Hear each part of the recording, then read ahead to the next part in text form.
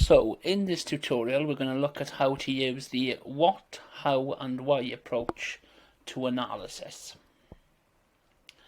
So when you read a text, so for example here, this extract from Harry Potter and the Goblet of Fire, what, how and why does is it gives you a strategy into how to respond to questions based on these texts.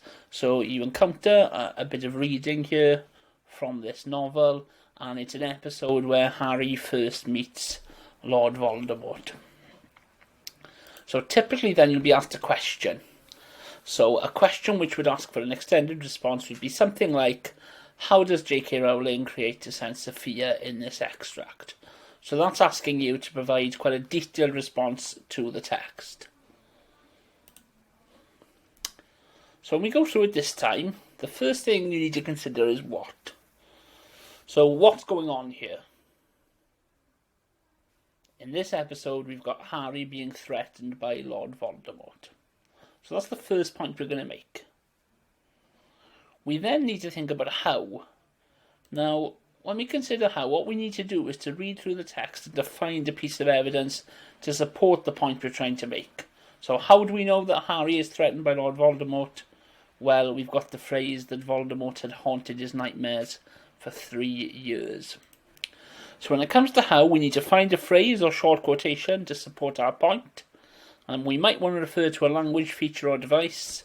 For example, if a writer uses a simile or a metaphor. And we can use speech marks to show that these are the exact words from the text. And finally, it's quite important that we weave that quotation as part of the sentence. So there's an example here where Harry's sense of fear increases as he recalls how Voldemort had haunted his nightmares for 3 years. So we can see here how we've made the quotation fit the sentence. The final stage then is why. So this is where you need to look back at the evidence you've selected, and you need to zoom in and focus on the impact of words or phrases. And it's your opportunity to explore the effects of these words. So there's an example here. So Harry's sense of fear, that's our what, increases as he recalls how Voldemort had haunted his nightmares for 3 years. So that's our how. And here we've said the verb haunted illustrates how Harry has constantly lived in fear of his nemesis. So this is the why. This is where we've explained how the evidence helps us respond to the question.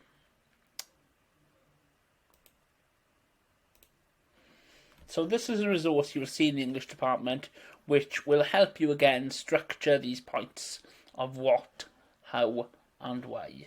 And it's quite a useful scaffold for doing that.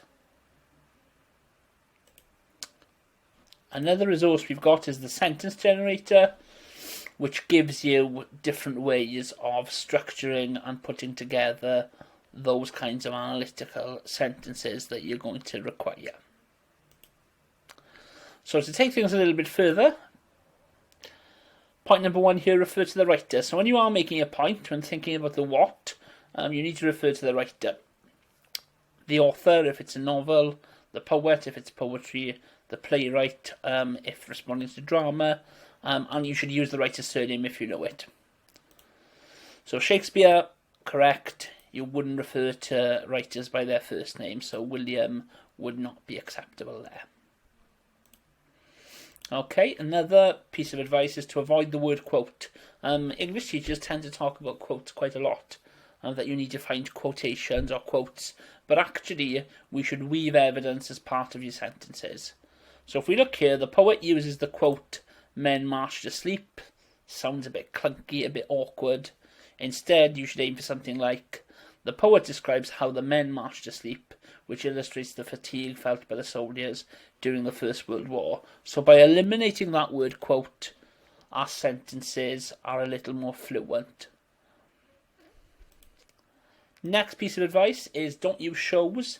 There's a temptation to keep using the word shows as a sort of analytical verb. There are lots of alternatives, thankfully. Some suggestions here. connotes, conveys, demonstrates, establishes, exhibits, highlights, illustrates, implies, proves, reveals, suggests and underlines, which are all very useful alternatives for shows. And I think the best students would actually use a variety of those verbs as they go through an analysis.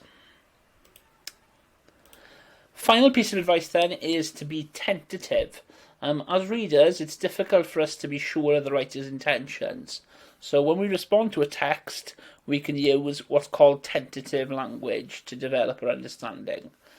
So for example, if you were looking at Shakespeare's Macbeth, you might say something like, Shakespeare perhaps wanted the audience to consider how Macbeth had been manipulated by the witches.